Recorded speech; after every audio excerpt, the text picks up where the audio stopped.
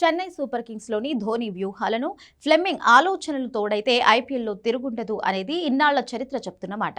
కానీ ఇప్పుడు ఆ సుదీర్ఘ ప్రయాణం ముగింపు దశకు చేరుకుందా అనే చర్చ క్రీడా వర్గాల్లో జోరందుకుంది. ఐపీఎల్ చరిత్రలో అత్యంత విజయవంతమైన కోచ్లలో స్టీఫెన్ ఫ్లెమింగ్ ఒకరు. 2008లో ఆటగాడిగా ప్రయాణం మొదలుపెట్టిన ఫ్లెమింగ్ 2009 నుంచి కోచ్గా బాధ్యతలు చేపట్టి చెన్నై సూపర్ కింగ్స్ను ఏకంగా 10 సార్లు ఫైనల్స్కు చేర్చారు. మధ్యలో 2 ఏళ్లు పూణే జట్టుకు కోచ్గా ఉన్న సీఎస్కే అంటే ఫ్లెమింగ్ అంటే సీఎస్కే అనేంతగా ఆ జట్టులో మమేకమైపోయారు. అయితే ప్రస్తుతం సీఎస్కే శిబిరంలో పరిస్థితులు మారినట్లుగా తెలుస్తోంది.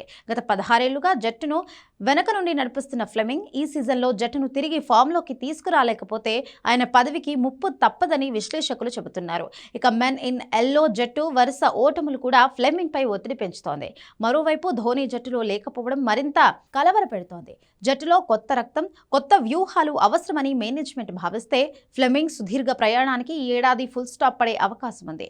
ఈ సీజన్లో సీఎస్కే ప్లే ఆఫ్స్ చేరకపోతే వచ్చే ఏడాది కొత్త కోచ్తో బరిలో దిగే ఛాన్స్ ఉందంటూ సోషల్ మీడియాలో చర్చ జరుగుతోంది.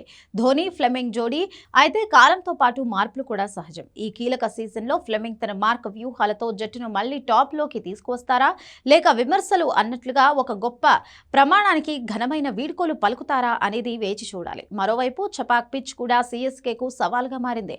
తాజాగా ఇంగ్లాండ్ మాజీ కెప్టెన్ మైఖేల్ వాన్ పిచ్ పై చేసిన వ్యాఖ్యలు ఇప్పుడు హాట్ టాపిక్ గా మారాయి. సీఎస్కేకు పెట్టని కోటగా ఉన్న చపాక్ మైదానంలో పిచ్ స్వభావం మారడం జట్టుకు పెద్ద మైనస్ గా మారిందని వాన్ విశ్లేషించారు. గతంలో స్పిన్నర్లకు అనుకూలించే ఈ పిచ్ ఇప్పుడు పూర్తిగా బ్యాటింగ్ కు అనుకూలంగా మారింది. ఇది సీఎస్కే బౌలర్లకు పెద్ద సవాలుగా పరిణమించింది. ప్రత్యర్థి జట్లు భారీ స్కోర్లు సాధించడంతో హోమ్ గ్రౌండ్ లో సీఎస్కే ఆధిపత్యం తగ్గుతోందనే వాదన కూడా వినిపిస్తోంది.